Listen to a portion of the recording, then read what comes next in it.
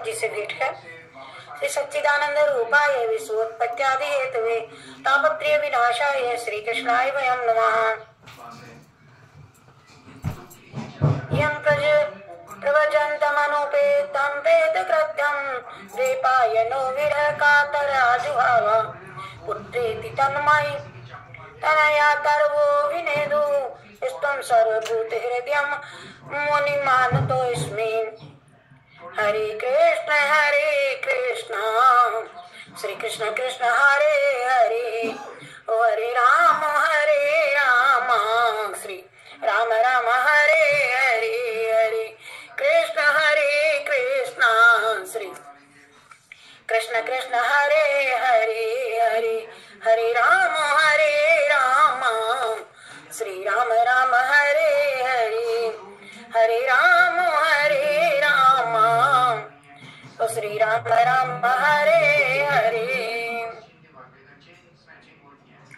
सच्चित आनंद स्वरूप सच्चिदानंद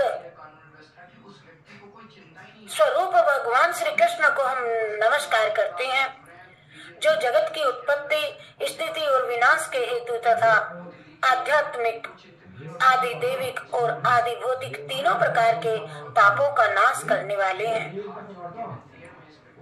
जिस समय श्री सुखदेव जी का यज्ञोपवीत संस्कार भी नहीं हुआ था तथा लौकिक वैदिक कर्मों के अनुष्ठान का अवसर भी उनको नहीं मिला था, तभी उन्हें अकेले ही संन्यास लेने के लिए घर से जाते देख करके उनके पिता व्यास जी विरह से कातर होकर के उन्हें पुकारने लगे, है बेटा कहाँ चले? अभी अभी तो तुमने जन्म लिया, आहार नाल तक आपकी कट नहीं पाई और अभी से आप चल दिए तब करने हेतु। बेटा तुम कहाँ जा रहे हो? पिता की ममता उस समय वृक्षों ने तन्मय होने के कारण श्री सुखदेव जी की ओर देख करके उत्तर दिया था। फूल पत्तों डालियों ने ये उत्तर दिया था कि ऐसे सर्वभूत हृदय स्वरूप श्री सुखदेव मुनि को मैं नमस्कार करते हैं। सज्जन चेतन सभी ने श्री सुखदेव जी को प्रणाम किया। कभी उन्हें माया ना व्याप्त। एक बार भगवत कथामृत का रसास्वादन करने के में कुशल मुनि व सोनक जी ने नैमिषारण्य तीर्थ में विराजमान महाभूति महामती सूत जी को नमस्कार करके उनसे ये पूछा कि सोनक जी बताओ। सोनक ऋषि जी बोले, सूत जी आपका ज्ञान अज्ञानांधकार को नष्ट करने के लिए करोड़ों सूर्यों के समान है। आप हमारे कानों के लिए रसायन अमृत स्वरूप सार गर्भित कथा आज हमको सुनाइए। सुखदेव जी तो कहते हैं, भक्ति ज्ञान और वैराग्य से प्राप्त होने वाले महान विवेक की बुद्धि इस प्रकार होती है कि तथा वैष्णव लोग किस तरह इस माया मोह से अपना पीछा छुड़ा लेते हैं।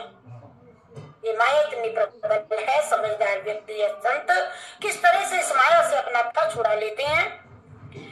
इस घोर कली काल में जीव प्राय आसुरी स्वभाव के हो गए हैं और विविध क्लेशों से आक्रांत इन जीवों को शुद्ध देवी शक्ति संपन्न बनाने का सर्वश्रेष्ठ उपाय क्या है, हमें आप आज यह बतलाइए। तो सूत जी कहते हैं, आप हमें ऐसा कोई शाश्वत साधन बतलाइए जो सबसे अधिक कल्याणकारी तथा पवित्र करने वालों में भी पवित्र हो तथा जो भगवान श्री कृष्ण की हमको तत्काल प्राप्ति करा देवे। चिंतामणि केवल लौकिक सुख दे सकती है, कल्प वृक्ष अधिक से अधिक स्वर्गीय संपत्ति दे सकता है, परंतु गुरुदेव प्रसन्न होकर के भगवान का योगी दुर्लभ नित्य वैकुंठ धाम दे देते हैं। अतः हमारी यह इच्छा है, आप हमें यह सुनाइए। तो सूत जी कहते हैं, सुनिए सोनक जी, तुम्हारे हृदय में भगवान का अति प्रेम है, इसीलिए मैं ये विचार करके तुम्हें संपूर्ण सिद्धांतों का निष्कर्ष आज सुनाता हूँ। सुनाता हूँ जो जन्म मृत्यु के भय का तत्काल नाश कर देता है। अरे जो भक्ति के प्रवाह को बढ़ाता है वह तो और भगवान श्री कृष्ण की प्रसन्नता का प्रधान कारण है। मैं वही तुम्हें आज बतलाता हूँ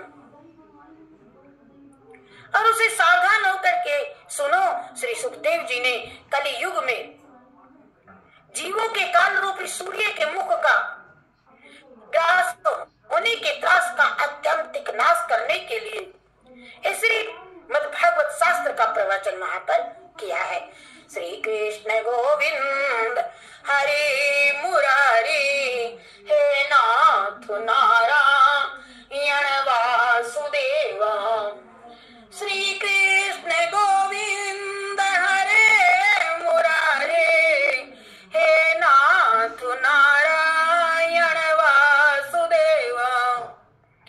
श्री कृष्ण गोविंद हरे मुरारी हे नाथ नारायण वासुदेव। हे नाथ नारायण वासुदेव। हे नाथ नारायण वासुदेव। श्री कृष्ण गोविंद हरे मुरारी हे नाथ नारायण वासुदेव। बोले जय श्री कृष्ण चंद्र भगवान की जय। तो सुनो, अरे मन की शुद्धि के लिए इससे बढ़कर के और कोई साधन नहीं है। श्रीमद् भागवत पुराण जब मनुष्य के जन्म जन्मांतर का पुण्य उदय होता है तभी उसे इस भागवत शास्त्र की प्राप्ति होती है। और जब सुखदेव जी राजा परीक्षित को ये कथा सुनाने के लिए सभा में विराजमान हुए तब देवता लोग उनके पास अमृत का कलश लेकर के आए और देवता अपना काम बनाने में बड़े कुशल होते हैं। अतः यहाँ भी सबसे सुखदेव जी मुनि को नमस्कार करके कहा। देवताओं ने सुखदेव मुनि जी को नमस्कार करके कहा कि आप ये अमृत लेकर के बदले में हमें कथामृत का दान दीजिए। तो इस प्रकार परस्पर विनिमय अदला बदली हो जाने पर राजा परीक्षित अमृत का पान करें और हम सब श्रीमद् भागवत रूप अमृत पान करेंगे। और इस संसार में कहाँ कांच और कहाँ महामूल्य मणि तथा कहाँ सुधा और कहाँ कथा। तो श्री सुखदेव जी ने ये सोच करके कि यह अब उस समय देवताओं की भी उन्होंने हंसी उड़ा दी। अरे क्या उन्हें भक्ति शून्य कथा का अनाधिकारी जान करके तुम क्या कथा जानो। अरे उन्हें भक्ति शून्य कथा का अनाधिकारी जान करके कथा अमृत का दान नहीं किया सुखदेव जी ने। और इस प्रकार ये श्रीमद् भागवत की कथा देवताओं को भी दुर्लभ है। कांच की रति बदले तले। अरे पूर्व काल में श्रीमद् भागवत के श्रवण से ही राजा परीक्षित की मुक्ति देख करके ब्रह्मा जी को भी बड़ा आश्चर्य हुआ था।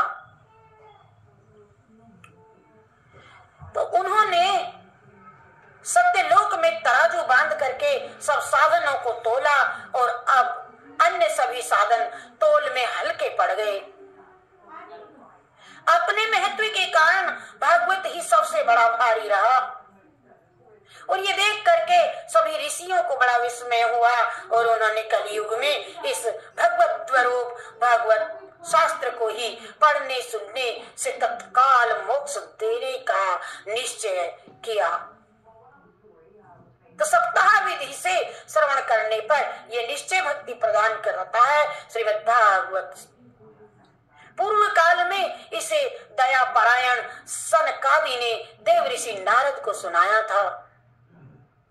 यद्यपि देव ऋषि ने पहले ब्रह्मा जी से के मुख से इसको श्रवण किया था, तथापि सप्ताह श्रवण की विधि तो उन्हें सनकादि ने ही बताई थी। और सौनक जी ने पूछा, सांसारिक प्रपंच से मुक्त एवं विचरणशील नारद जी का सनकादि के साथ संयोग कहाँ हुआ, कैसे हुआ, किस विधि और विधि विधान के श्रवण में उनकी प्रीति कैसे बढ़ी?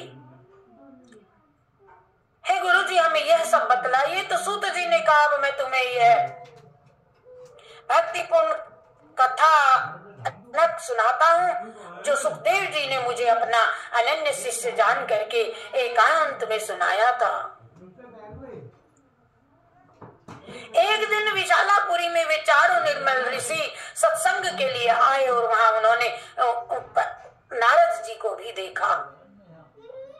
तो सनकादि जी ने पूछा, ब्राह्मण, आपका मुख उदास क्यों हो रहा है? आप चिंतातुर कैसे हैं? इतनी जल्दी इतनी उतावली आप इस वक्त बताओ तो जा कहाँ रहे हो और आपका आगमन कहाँ से हो रहा है?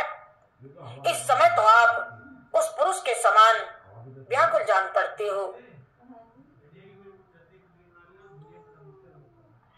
कि जिसका सारा धन लुट गया हो। ऐसा लगता है जिस तरह से जिसका सारा धन लुट गया हो और बिना देखे वाले इधर और तक चला जा रहा हो। क्या हुआ, ये सब हमें बतलाइए। अरे, जिसका सारा धन लुट गया हो, आप जैसे आसक्ति रहित पुरुष के लिए भी ये तो उचित नहीं है। इसका कारण हमें बतलाइए। तो नारद जी ने कहा, मैं सर्वोत्तम लोक समझ करके पृथ्वी पे आया था। यहाँ पुष्कर, प्रयाग, काशी, गोदावरी, नासिक, हरिद्वार, कुरुक्षेत्र, श्रीरंग और सेतुबंध आदि कई तीर्थों में मैं विचरण करता हुआ फिरता रहा, किंतु मुझे कहीं भी मेरे मन को शांति नहीं मिली। और इस समय अधर्म के सहायक कली युग ने सारी पृथ्वी को पीड़ित कर रखा है। कली युग ने तो अब यहाँ सत्य, तप, सोच, ये बाहर भीतर की पवित्रता, दयादान और कुछ भी नहीं है। बेचारे जीव केवल अपना पेट पालने में लगे हुए हैं। वे असत्यभाषी, आलसी, मंद बुद्धि, भाग्यहीन, उपद्रवग्रस्त हो गए हैं। अरे, जो साधु संत कहे जाते हैं, अरे वे तो पूरे के पूरे पाखंडी हो गए हैं। अरे, देखने में तो वे विरक्त हैं, लगते हैं ज्ञानी हैं, लेकिन किंतु स्त्री, धन सभी का वे तो परिग्रह करते हैं। घरों में स्त्रियों का राज्य चल गया है, सारे सलाहकार बन गए हैं।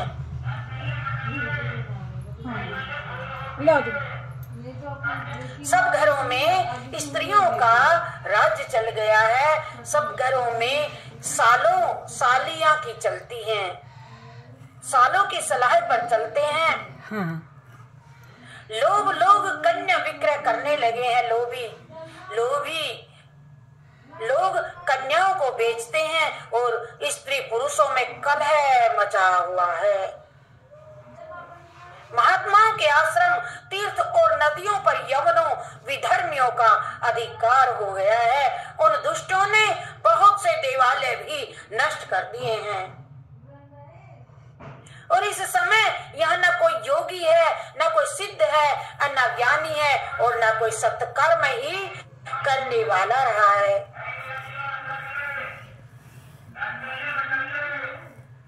सारे साधन इस समय कली रूप दावा नल से जल करके भस्म हो गए हैं। इस कली युग में सभी देशवासी बाजारों से अन्न बेचने लगे हैं, बाजारों में जा करके, और ब्राह्मण लोग पैसा ले ले करके वेद पढ़ाते हैं। और स्त्रियां वेश्यावृत्ति के निर्वाह करने लगी हैं अपना, और शीशा कंघा चोटी यही रह गया है। समय कलयुग के दोष देखता और पृथ्वी पर विचरता हुआ मैं यमुना जी के तट पर पहुंचा, जहां भगवान श्री कृष्ण की अनेकों अनेकों लीलाएं हो चुकी हैं। और मुनिवरों सुनिए, वहां मैंने एक बड़ा आश्चर्य देखा, बताता हूं। वहां एक युवती है, स्त्री खिन्न मन से बैठी थी। उसके पास दो वृद्ध पुरुष अचेत अवस्था में जोर जोर से वह सांस ले रहे थे और वह तरुणी उनकी सेवा करती हुई कभी उन्हें चेत कराने का प्रयत्न करती और कभी उनको देख देख करके वह रोने लगती। मैंने यह देखा। बड़े आश्चर्य की बात है, वह अपने शरीर के रक्षक परमात्मा को दसों दिशाओं में देख रही थी। अरे उसके चारों ओर सैकड़ों स्त्रियां उससे पंखा झल रही थी और बार बार समझाती थी, कहती थी कि दूसरे ये सब चरित्र देख करके मैं कौतूहलवश वहां उसके पास में मैं भी चला गया। अरे वहां मैं भी चला गया। मैंने यह सब दृश्य देखा।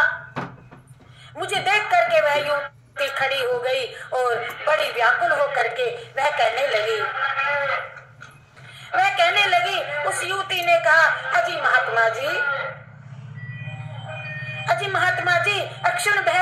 एक क्षण भर के लिए तो ठहर जाइए और मेरी चिंता भी नष्ट कर दीजिए, मेरी शंका का समाधान कीजिए। उस युवती भक्ति ने कहा, आपका दर्शन तो संसार के सभी पापों को सर्वथा नष्ट कर देने वाला है। नारद, काशी तुम काव्य को तेमाम नार्य का पद्मलोचना वद देवी सविस्तारम स्वस्य दुखस्य कारणम। तब मैंने उस स्त्री से पूछा, देवी तुम कौन हो तो बताओ, ये दोनों पुरुष तुम्हारे क्या होते हैं, क्या लगते हैं, ये सब मुझे समझा करके बतलाओ। और तुम्हारे पास ये कमल नयनी देवियां कौन हैं? तुम हमें विस्तार से अपने दुख का कारण बताओ। तो बालो आवाज युवती ने कहा, अहम भक्ति रीति ख्याता मिमो में तनियो मतो ज्ञान वैराग्य न मानो काल योगे न जर्जरो गंगाध्या सरितस चेमा मत्स्यवत समागता तथापि न च मे श्रेया सेविताया सुरेरपि। मेरा नाम भक्ति है। ये ज्ञान और वैराग्य नामक मेरे दो पुत्र हैं। समय के फेर से ही ये ऐसे जर्जर हो गए हैं। ये देवियां गंगा जी आदि नदियां हैं। ये सब मेरी सेवा करने के लिए ही आई हैं। इस प्रकार साक्षात देवियों के द्वारा सेवित होने पर भी मुझे सुख शांति नहीं मिलती है। तपोधन, अब ध्यान देकर के मेरा वृत्तांत सुनिए।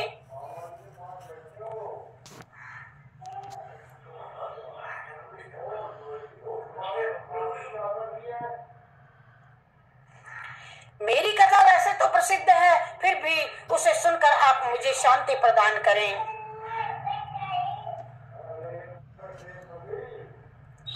हरे कृष्णा श्री कृष्णा कृष्णा हरे हरे, हरे राम श्री राम राम हरे हरे, हरे कृष्णा श्री कृष्ण कृष्ण हरे हरे, हरे राम